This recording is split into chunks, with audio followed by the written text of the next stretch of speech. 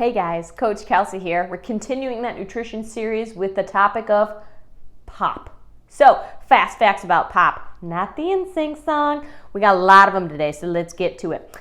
So, pop, soda, Coke, depends on the region of the U.S. you're in. I call it pop. Pop is the primary source of sugar in the American diet. Are we surprised? I'm not. Are you? I hope you aren't. If you are, yikes. That means you probably need to cut down on your pop consumption. So here's the deal. A 12-ounce can of pop has about 150, 160 calories and 40 grams of sugar. 40 grams of sugar. Think of it this way. 4.2 grams of sugar is a teaspoon. So a can of pop has like 7 to 10 teaspoons of sugar in it. So imagine water with 7 to 10 teaspoons in it. Mixing it together, putting some different colored dyes in it, some artificial flavoring and some other stuff I don't really want to know about, phosphate, we'll talk about that in a minute, and you got pop. People are drinking multiple cans of pop a day. That's insane to me. I know a lot of people do it because of the taste. I know a lot of people do it because of the caffeine. But at the end of the day, that's crazy. Crazy.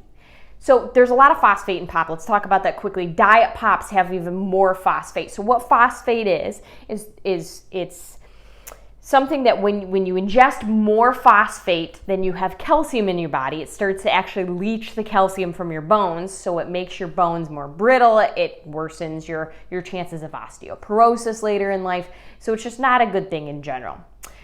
It has a ton of sugar in it. It has a ton of artificial sweeteners in it. It has a ton of different additives in it, coloring in it. I understand that it's a carbonation thing to an extent, but I think what people fail to realize is that you have the amount of calories and sugar in a can of pop as you would in an extremely large cookie. Now, if we think of a cookie as a treat or a dessert, we need to start thinking of a can of pop as a treat or a dessert. It's not something you should consume every day. It's certainly not something I would even say you should consume every other day.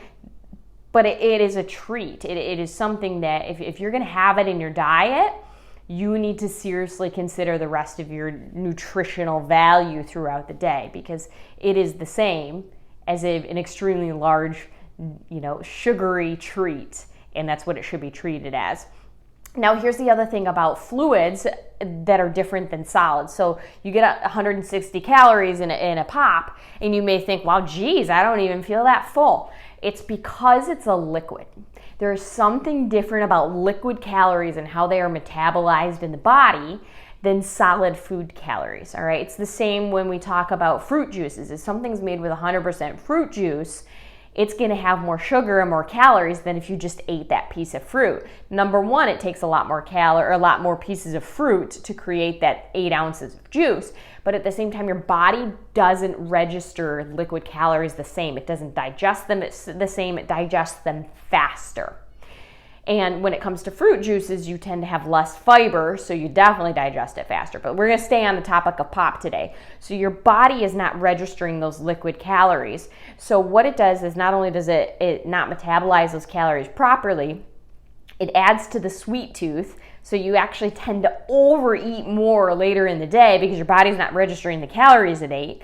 And your sweet tooth is so heightened because of all the sweet that you're ingesting via liquid calories that you just constantly tend to eat more calories and more sugar throughout the day, which adds to weight gain.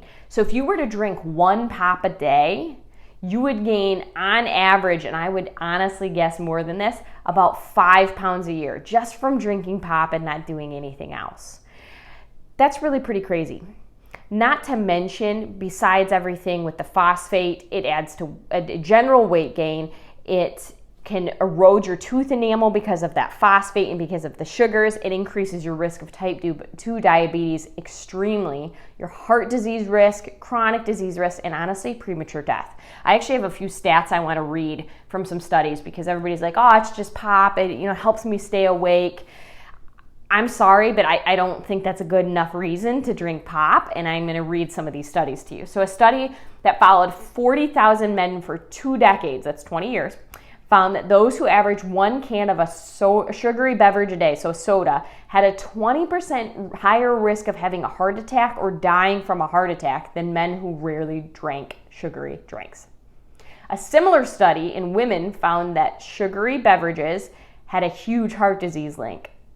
90,000 women were studied over 2 decades, 20 years, and found that women who drank more than 2 servings of sugary beverages a day had a 40% higher risk of heart attacks or death from heart attacks due to that sugary consumption. All right, that's a lot, you guys. You may think, oh, 20%, blah, blah, blah. In the long run, that's a lot. That's 1 in 5, right? Here's another one, ready? According to a long-term study of 37,716 men and 80,647 women in the U.S., the more sugary beverages people drank, the greater risk of premature death, particularly from cardiovascular disease and cancer. Now, if that doesn't make you stop and think that your daily or regular consumption of pop is a big deal, I'm not sure what will. So here's the deal. I know you like caffeine. I know you like carbonation. It's time to try something else. We've talked about fruits and veggies and about being an adult and trying something different. Your taste buds change. Try coffee again. Yeah, put creamer in it. I do. All right. Try tea. There's a lot of different kinds of tea. You can try, cutting back your pop by a few ounces every week. Something as simple as that. Try carbonated water, try sparkling water. If that doesn't do it for you, you can do what I do, which is I put fresh lemon in my water every single day. I also like some of those Crystal Light things. I'll do lemonades on and off, or I'll put other kinds of fruit or even like cucumbers into my water, something different. All right, you have to start trying other things if you want to make healthy habits. It's not always fun, it's not always easy, but I promise you it's worth it because you're worth it. And pop is really not that necessary. Not to mention, if we want to digress real quick, how much money are you spending on that pop every day? And if you saved that money every day, how much would you save every week, every month, and every year? You'd buy a lot of fresh fruit and vegetables. Just saying. All right, take care of yourself. You're worth it.